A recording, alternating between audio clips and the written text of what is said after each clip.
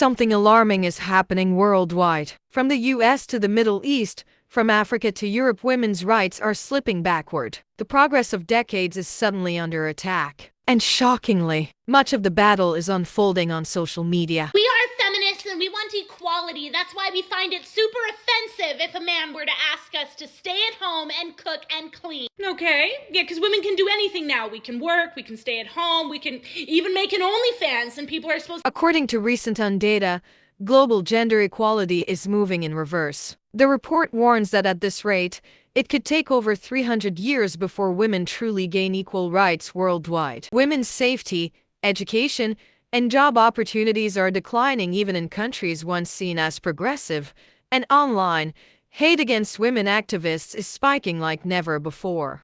I need for every woman, especially Black and brown women, to listen. Project Esther is outlined in the broader version of Project 2025. It's a deeply rooted conservative faith-based plan that has been designed and shaped by white Christian nationalists. Project Esther is a strategy designed to reclaim the role of women. Follow me, because I'm telling you, these are all facts, no Heather Jordan. They are doing this to reclaim the role of women in a biblical context and values that significantly threaten women, but mostly Black and brown women. And it's all women, because although they are using white conservative Christian women to push this agenda, it's the poor white women, the middle class white women, that it's going to affect also. But it's going to affect Black and brown women expeditiously. So if you know the Bible, you know the reason why they're calling it Project Esther, because the story of Esther in the Bible is Esther saving the people by risking her life. And so they're going to use this white conservative Christian women as this moral dilemma to be able to do so. All facts, no Heather Jordan. So what Project Esther does is reinforce traditional roles. You know, the roles of the man owns everything. The woman is not to seek any type of positions of leadership or anything like that outside the home. And in the home, the husband is the head. And they've already started this with the anti-abortion laws that they put in place, access to health care for women. And they are going to completely eliminate access to contraceptives. They want to keep women barefoot and pregnant, not so that men can be men and take care of those children. No, just so that men can have authority over women. Patriarchy. They've already started with the defunding of DEI. They pushed that like it was coming after the Black people and telling the white people that it's Black people that's getting their jobs, which it's not. This is another means for them to be able to keep white women in the home, for them to not have leadership roles in their own businesses and such. But it really affects Black and brown women, because that's not part of our culture. We did not have the luxury of being stay-at-home moms. Our struggle is to get outside and work and go to school so that we can feed our babies. That these men people who support these types of initiatives refuse to support, because in their minds they honestly and truly believe that they are the ones who have authority over you. They are using white women, and it shows even with how, I'm not finna go. But they are using white women to be this mirror picture of this submissive role so that men can envision themselves as being the authority over her. Project Esther literally wipes out the entire lived experiences of every other woman besides white Christian women. And Project Esther directly targets single mothers, as the single mother is a crisis. And the only way to overcome that crisis is to marry these women into abusive relationships. But this is where Project Esther really has me twisted. It's already the woman stuff, but the fact that it really pushes the religious doctrine curriculum in the schools, in the public school system, and it's doing that so that it can indoctrinate our children to believe that they are inferior to white people. And they're doing this through religious rhetoric. And the only way that we can combat this is through the smaller governments, not the larger governments. We're not talking about presidency and all of that stuff like that. We're talking about our local government. We need our people fighting for those school board seats. We need our people fighting for those city council seats. We need our people fighting for those library boards so that our children can have access to the truth and not indoctrination to keep them enslaved. This is happening. It's happening. And I've been saying this since last year. If we do not start organizing now, if we do not start supporting are grassroots organizations now. Because whether you want to believe it or not, the larger nonprofit organizations, in order for them to continue to get their federal funding, they're going to side with those people. They are siding with those people. We have to start supporting those smaller organizations that support Black and brown communities, that support the LGBTQ plus community. We have to start supporting those Black-led nonprofit organizations, especially women-led Black nonprofit organizations. Fast Tell Girl Model to Mentor program, we've been already out here doing this work. We've been already out here trying to push and bring awareness to the fact that our value statement literally says all girls' lives are at risk because they are attempting to commit because of the pain that they're already going through. Can you imagine that level of pain, that level of not feeling valued, that level of abuse and trauma that they're going to go through as soon as the rest of this mess takes place? No. Nobody got time to be sitting online arguing with silly men who want to sit there and want to tell me, oh, you sound like a feminist. If that's the case, then you should be dating women. Are you serious, you fool? You sound like an idiot. And if that's the case, you need to learn how to read and comprehend history books. And they got all of this started by riling up racism. Creates that separation and that division that the Bible specifically speaks of. A kingdom divided will always fall. And America is falling. It's gonna fall. Fall. Just like I heard a good pastor say this weekend, there's not enough educated white men on the planet Earth to sustain this economy. It's the little people that keeps us afloat. It's the women that's been keeping this country afloat. And when men can't keep up, then they want to do what they always done since the beginning of time. Blame women and start developing systems of patriarchy. And every single time, it has always used the Bible. Do you know Marco Rubio? If you don't, then you're about to, because he just did his big one. He plans to shut down the Department of Women's Human Rights by July 1st of 2025. Now, what can we do about this? I don't know. I need you guys to go search this in the search and then come back to my video and comment, what can we do about this? Because as a woman, this doesn't feel good. This feels scary. So please look up Marco Rubio, Department of Women's Human Rights, whatever. It's supposed to be happening July 1st of 2025. I didn't even know we had a Women's Human Rights Department, and now we're about to lose it? No, I'm sorry, but we need to do something about this, you guys. So all the women, I hope to see you in the comments, because what the frick do we do? On July 7, 2025, the United Nations held a vote to condemn the Taliban's treatment of women and girls. 116 countries said yes, this is wrong. Yes, we need to speak out. Now, only 2 countries voted no. The United States and Israel. And the person who delivered that no vote, his name is Jonathan Schreier. Sorry if I'm saying that wrong, but here's the thing. He didn't make that decision. He's a career diplomat, a longtime foreign service officer who's worked under both parties. He was just the messenger. That vote came directly from the Trump administration's foreign policy team. And the reasoning, they said condemning the Taliban like this would reward failure. They argued that public pressure won't work unless the Taliban makes real changes first, but that's backwards. You don't wait for an abuser to stop before you speak up. You speak up because the abuse is happening. And America, under Trump's direction, chose silence over solidarity. Now, this vote didn't ask us to fund the Taliban or negotiate with them. It asked us to say banning girls from school is wrong, and somehow that was too much. It just occurred to me as I was putting groceries in my car what it's like to be a woman in America. Out of habit, because I'm by myself, I had my back to my car and I was like picking my groceries up and turning, so that way I was facing what was happening. And I'm like, this is actually so sad that I don't feel safe enough to literally put groceries in my car without facing the parking lot so nobody can like come up behind me. Like, that is literally what being a woman in America is like. It's actually pretty freaking sad. By July 1st, they're going to dissolve the Department of Women's Rights. Women's rights. Did you know there's a department for women's rights? Yeah. Marco Rubio said he's going to fire 3,400 people from the Department of Human Rights. It's like a diplomacy and all that. Yeah. Add that to the list of authoritarian regime.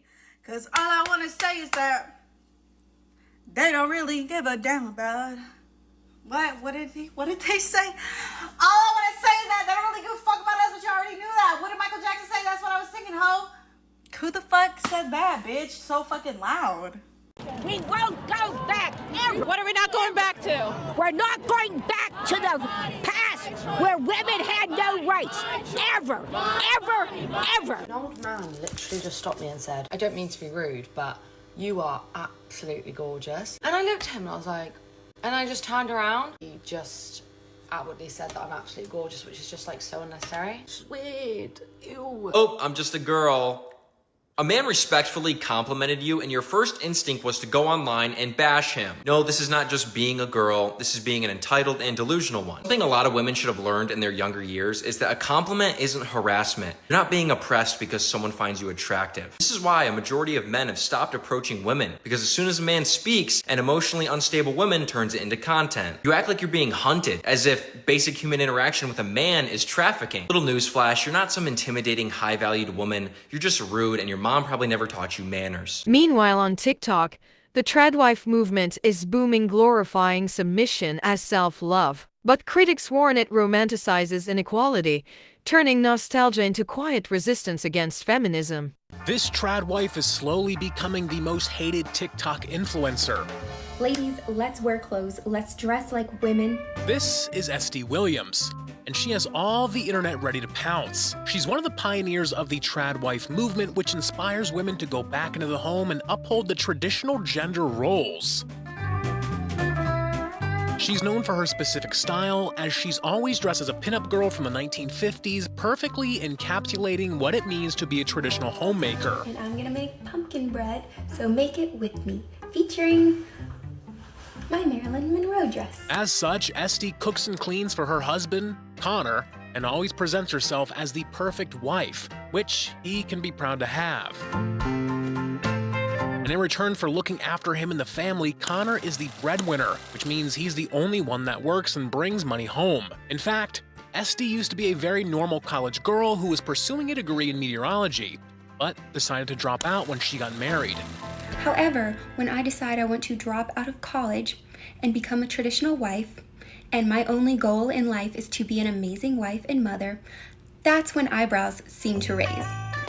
But she didn't care what everybody thought. She became devoted to her husband and turned into a housewife straight out of a 1950s magazine, and soon after rose to internet fame when she began posting how she spends her days on her TikTok account. She's always been very vocal about her beliefs and preaches that every woman should strive to be as feminine as possible and submit to her husband in every way possible. Exactly that is what angers the masses. In fact, many believe that Esty's lifestyle is very problematic and can even be extremely damaging. Let's take a look at an example. To purposely go in your closet and pick a pair of leggings, knowing you have other pants and other outfits, and to choose that as your whole day's attire. Ladies, let's wear clothes, let's dress like women. In this TikTok video, the 25-year-old TradWife goes on to shame women for dressing trendy, calling them unladylike, and saying they aren't real clothes. So fathers, don't let your daughters dress like this just because it makes them happy and everybody else is doing it. Set standards for your daughter. This video wasn't received well in the slightest. Her viewers were in a rage, saying that everyone should be dressing however they are most comfortable. They're saying her views are extremely toxic, pushing an anti-feminist narrative that women of today are fighting so hard against. They're also not pleased to know that Esty actively promotes the idea that women should submit to their husbands. The idea that subscribing to this kind of view of yourself as a woman and also of other women, to pretend like that has no side effects, to pretend like it's not a ripe situation for abuse, is ignorant at best and deceitful at worst. And although Esty says her lifestyle should be a choice and that she supports any woman who wants to work, she also said that, as a woman, your top priority should be a wife and a mother. Which leaves us wondering, does she really back all women regardless of their life choices, or is her support reserved for only the ones that share her views? So I'm a TradWife. I look after the home, I cook, I clean, I take care of the children. Oh, so you're being oppressed? How do you like the oppression? How do you like being your husband's dog? Wait, what? I'm confused. You know, my husband works almost 65 hours a week. He busts his ass to provide for me and our kids. You know that, right? Yeah, something about a man not being able to cook and clean just doesn't rub right with me. Oh, okay, so wait, you would prefer that I go work? Like we share the workload then? No, a 50-50 man is literally a disgrace. Boys are in their soft boy era. Okay, wait, so let me get this straight. You expect men to provide for women, work all day, every single day to provide for me, but if I dare provide something in return, like within the household, I'm being oppressed? Now you're getting it, sweetie. Now you're a feminist. Okay, so I can't be in any gender roles, but men have to be in theirs. Got it? Modern day feminism is pretty dangerous for women, in my opinion. I think the physical and mental effects that abortion has on a woman's physical body. Don't you think having kids also takes a toll on the body? Like having I was gonna say, I feel like not having access to that medical care that I need makes me feel less safe than having it. So I feel like currently right now, like I wanted to have a baby within the next few years. I don't feel safe right now having that because I don't have access to certain medical procedures that I think I deserve and I need. What do you need, Ren, if you're ready to have a baby? Women around the United States are currently dying in hospitals right now because they can't have access to medical needs because doctors are too afraid to perform them. Yeah, and I think that's actually not true. No, I think your point about contraception and abortion is ignoring like several dimensions. That contraception is not just for birth control. Contraception can also be used for balancing hormones. So for example, I suffered from ovarian cyst that if I'm not on birth control, they will grow and you know, get out of control, cause me immense pain. Not only that, there are also medical procedures. There's medical abortion that is necessary in order to preserve the life of the mother who is existing in the world right now and housing the child. But not only that, I just kind of want to go back a little bit further to some of what you were saying about women, you know, why you disagree with it, which I love hearing your perspective, and I think that it's valid and it's interesting to hear your point of view.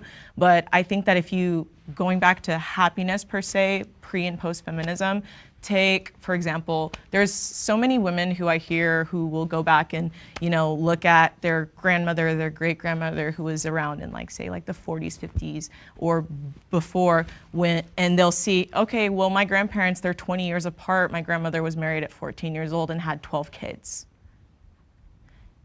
I'm raising a teenager, and if I think, I have a boy, but if I had a daughter at 14 years old, the idea and like the notion of marrying her off, this is again pre-feminism, right? Marrying her off for whatever reasons or purposes, and then having her at the mercy of a grown man to birth infinite children, that to me does not sound like a very happy or fulfilling life. Do you guys believe that the man or the husband should be a leader just because he is the male, or is it because he displays certain leadership qualities? It's built in. It's like baked in biology. So hormonally, you know, men's. No, I don't agree with that. How so? I mean, sure, you can say that there are biological difference between a man and a woman, but that doesn't make. I get so upset because why are men inherently born deserving respect, but we have to earn all of our respect, right? There's no biology that says because of feminism. We have to earn it because of feminism, where we made ourselves compete with men rather than relaxing into our feminine maternal role, where we don't have to earn. Yeah, what do you think feminism is? I'm just curious. Well, I would go by the definitions of the first wave feminist who sought to overthrow the family And that's what they sought to do. I don't think that's so true. Who would you say were like the first wave? Well, feminism, the typical definition is social, political, and economic equality between the sexes. I don't think anything in that definition is saying we should overthrow the family or that we don't believe in loving marriages or partnerships. But when you say these biological differences between men and women make men better suited to be a leader, which ones? And where's like your basis for that? Like what skills? Men are larger, they're stronger. Hormonally, men produce more vasopressin, which is the hormone that makes them better protectors and providers. They're able to just respond better to threats, whereas women produce more oxytocin. We're smaller, we're more vulnerable, we're the fairer sex. The oxytocin is a trust and bonding hormone that we're supposed to use to take care of those weaker than us, like children, like the sick, the poor, the elderly. When we channel that, that the way that God made us, then those people are actually under our authority as women. We have the responsibility to care for them, just like men have the responsibility to use their strength to care for us. I think what's standing out to me is that these biological differences that you're noting is actually something that feminism is seeking to actually support. Because true feminism at its core is about the safety and equity for women in society. So that women cannot it's not about dismantling the family, it's about creating agency for women to choose their lives, not based on whatever your personal beliefs are or the beliefs that are outlined by society, but whatever path that they have chosen for themselves. Okay, no hate to you, this is just education, but no, feminism has never been about choice. It is not about choice, and no feminist in the past has ever fought so that a woman would have a choice to choose between going to work and staying at home. Choice feminism, also known as white woman's feminism, makes feminism about a woman's individual self-actualization instead of what it's really about, which is collective liberation. When we make it about individual self-actualization, my autonomy to choose what I want to do in the world, who I want to be in the world, we look at the state of work in this society and go, I don't want that. That doesn't seem like it's going to optimize me, self-actualize me, get me where I want to go in life. Which is why you have a bunch of these TradWives in training going, feminism must not have worked because I don't want to go work. It also makes it so that anytime you criticize a woman's choice, you're being anti-feminist. Well, if it's about your right to choose, then every choice is feminist. It's about women supporting other women. And that's not true. You can do things that are anti-feminist and bad for feminism. Some of the problem is that we are so benefited from feminism, even in the most conservative circles, that we forget what the actual fight was about. The fight about feminism was not about you getting to choose to work or stay home. It was about the right to not be seen as property. It is the right to be seen as someone who is just as human as a man, that has thoughts and feelings and a brain that works just like a man's. That's the reason we weren't allowed to vote or to hold property or to get a credit card or a bank account or to divorce our husbands or to say when we wanted to stop having children or to consent to medical procedures, because we weren't seen as human as a man. We were property. And there are still institutions in this country, the evangelical church, which is not just boomers, by the way. The amount of people in their 20s and 30s that go to evangelical churches that preach from the podium, and these are not backwoods little Baptist churches, these are mega churches in major cities with millennials who consider themselves forward thinking, that will preach from the podium that a woman should submit to a man, that a woman was meant for caregiving.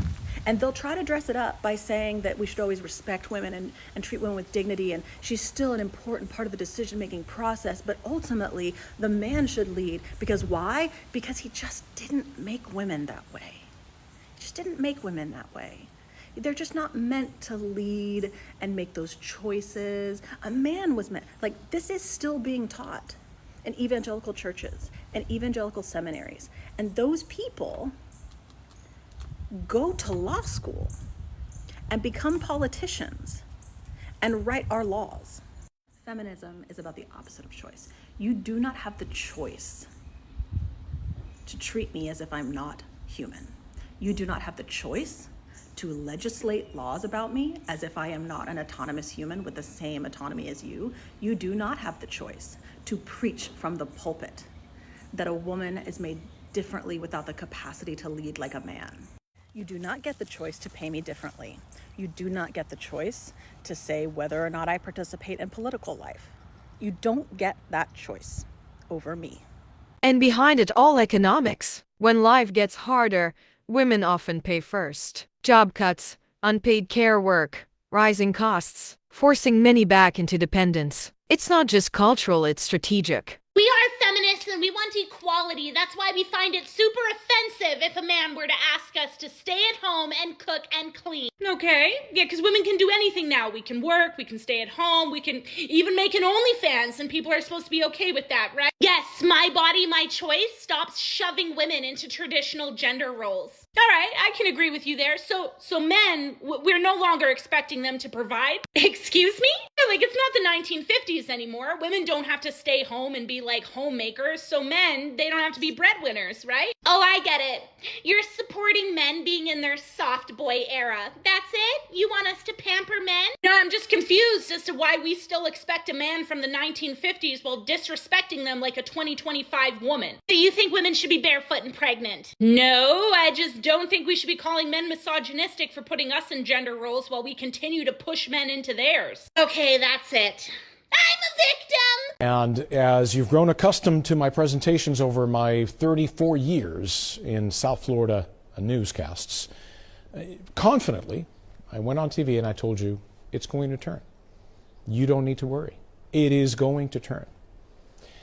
And I am here to tell you that I am not sure I can do that this year, because of the cuts, the gutting, the sledgehammer attack on science in general, and I could talk about that for a long, long time, and how that is affecting the U.S.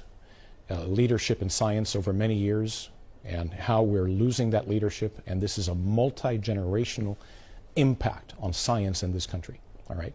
But specifically, let's talk about the federal government cuts to the National Weather Service and to NOAA. Did you know that Central and South Florida National Weather Service offices are currently basically 20 to 40% understaffed? From Tampa to Key West, including the Miami office, 20 to 40% understaffed. Now, this type of staffing shortage is having impacts across the nation because there's been a nearly 20% reduction in weather balloon releases, launches, that carry those radiosondes. And what we're starting to see is that the quality of the forecasts is becoming degraded. There's also a chance, because of some of these cuts, that NOAA Hurricane Hunter aircraft will not be able to fly this year, and with less reconnaissance missions, we may be flying blind. And we may not exactly know how strong a hurricane is before it reaches the coastline, like happened a couple of years ago in Hurricane Otis in Acapulco, Mexico. So I was asked to talk about this today. I'm glad I was. I just want you to know that what you need to do is call your representatives and make sure that these cuts are stopped. Back to you. I don't need men to protect me. Actually, you do need men to protect you. Really? From who? Other men? So How many times I've protected myself? You need them to protect you. I don't need you guys to protect me. Can you stop interrupting? Talk, I'm done. So, two things. First, you absolutely do need men to protect you. This may be by proxy, either through the military or through law enforcement officers. I'm assuming if somebody you know were to be murdered, you would not just protect yourself, you would not investigate it yourself, you would appeal to who? Primarily men. I would appeal to law enforcement as a whole, not to specifically men in law enforcement. And to be quite honest with you, if I need protection, if I own a gun, I don't need your muscles. I'm actually, I can handle it. Here's the thing, I need tools. I don't need men, I need tools, and men hoard all the tools and resources, so I have to ask you guys for those tools. I'm pretty excited today. So last night, after I made my last video, I got a letter in the mail from the IRS. So I'm pretty excited. I think this is because of all of our TikTok views, and I think we finally were heard loud and clear, that this is finally my 2025 economic, income tax, whatever you want to call it, government refund stimulus check that we've all been waiting for 2025, for all the money they've wasted and the fraud and the embezzlement and the trillions of dollars pissed away. Here we go. I'm going to read this together because I want you all to hear what I got. This is pretty exciting. Dear valued U.S. taxpayer, on behalf of the federal government and the IRS, we want to commend you on all your hard work and your fierce dedication. We here at the IRS hear your pleas, and our hearts are with you at this incredibly hard time. They realize it's a hard time. Hard time that you all are facing. On behalf of the U.S. government, we are giving every employer 1 to 2 hot and ready Domino's pizzas for your employees. As you enjoy your pizza party in the near future, always remember how much you're appreciated. Best wishes from the IRS. You sons of bitches! So Trump has just once again confirmed that he will be implementing another policy from Project 2025, this time going after veterans. So his little Doge administration that doesn't actually have any real power has decided that veterans who are disabled should not be able to collect veterans disabled benefits along with their retirement benefits. That's right. A bunch of billionaires have decided that disabled veterans are just swimming in way too much cash, and we need to rein that in because that's the problem with our economy.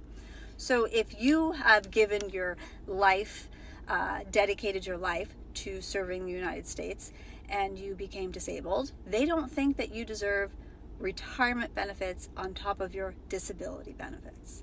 That is where they think we should cut to help the economy or whatever they want to do. A bunch of billionaires are going after disabled veterans, so good luck with that. But this isn't the end. Young women are pushing back, building digital communities, funding each other, and rewriting what empowerment means. Awareness is the new resistance. Is a man less of a man if he can't change a flat tire? Yes, absolutely. Yeah. Is a woman less of a woman if she can't cook a meal from scratch?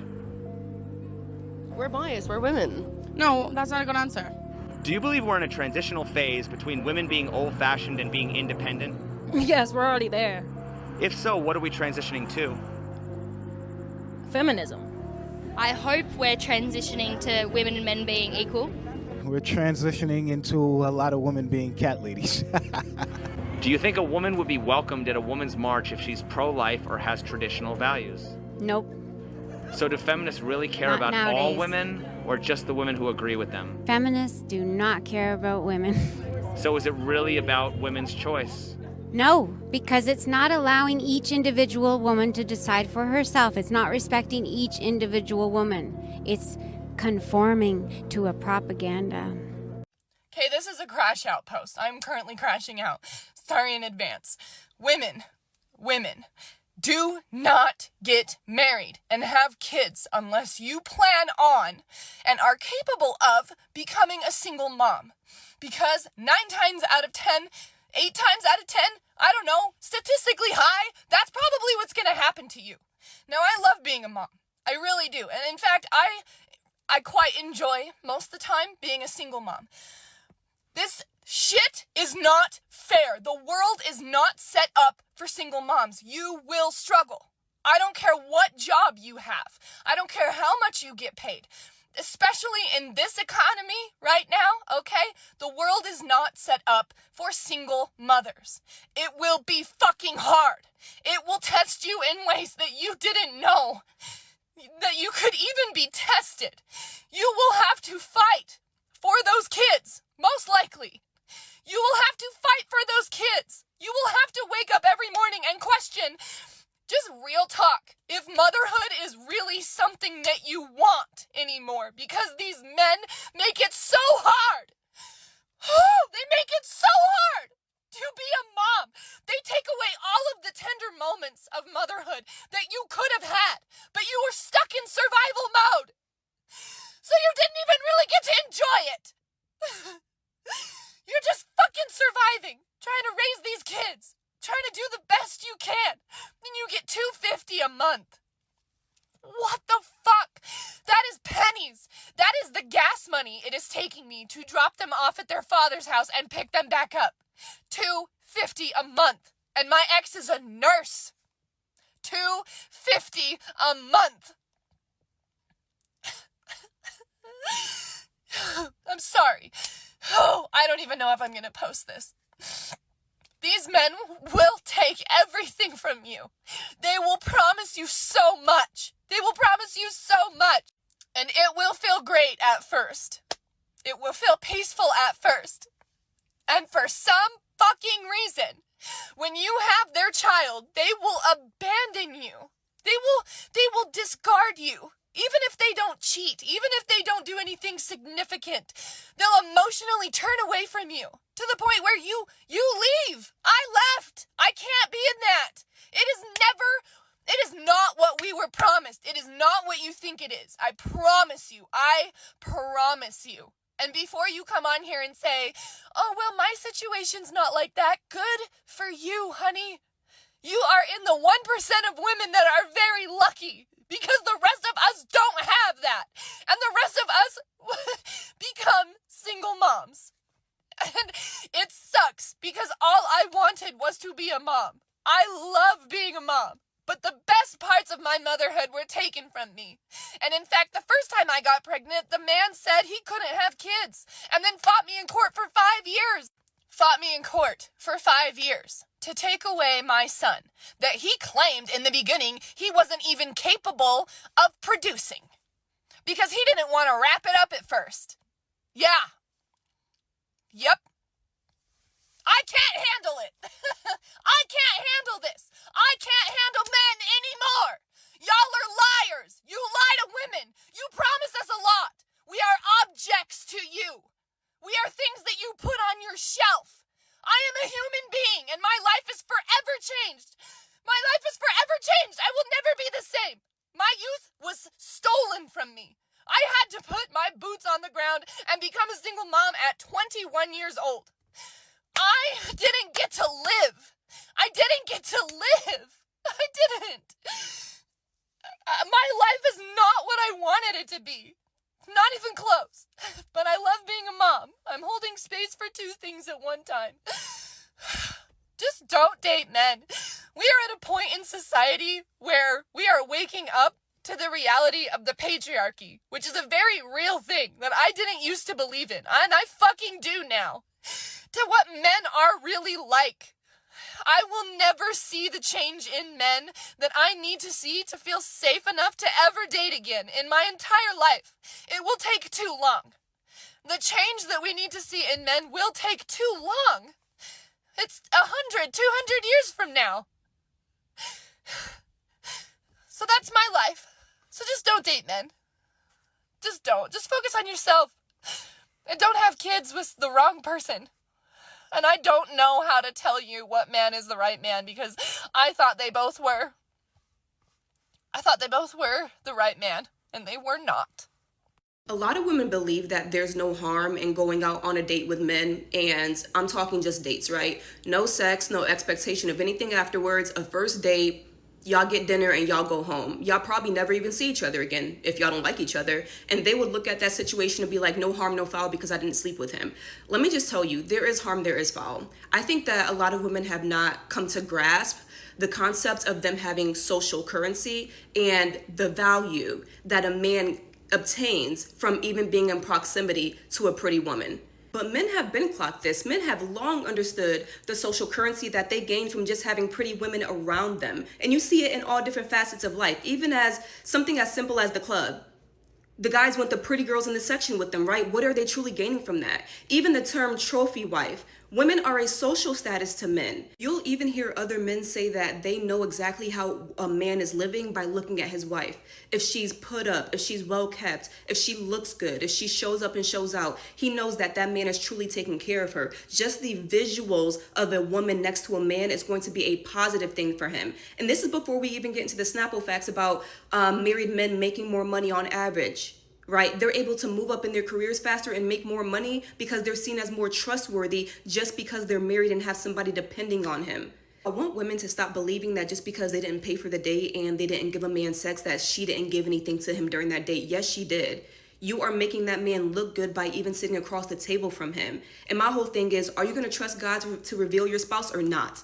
Because if you trust God to reveal your one spouse, because you only get one wedding, one marriage, one true marriage at least in this lifetime, if you really trust him, you wouldn't be taking it in your hands to, oh, let me go out on as many dates as possible. That's not the method. You can go out on dates for years and not get married. You're either going to trust God with your dating life or you're not.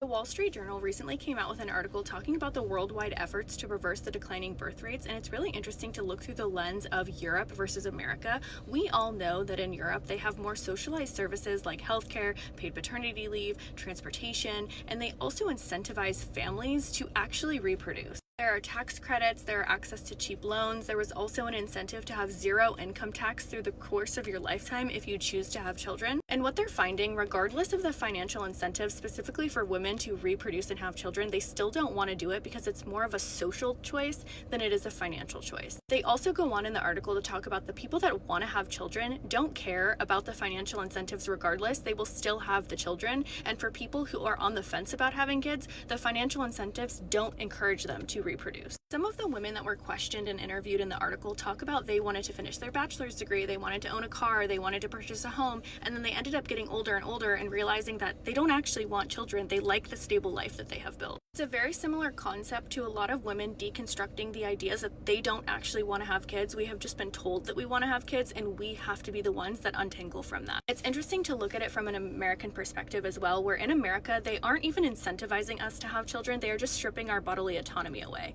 What kind of family planning and family encouragement is that? As long as girls and women are valued less, fed less, fed last, overworked, underpaid, not schooled, subjected to violence in and outside their homes, the potential of the human family to create a peaceful, prosperous world will not be realized.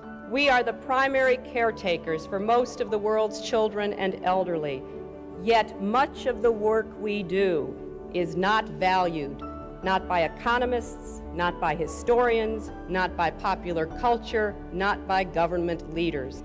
We need to understand there is no one formula for how women should lead our lives.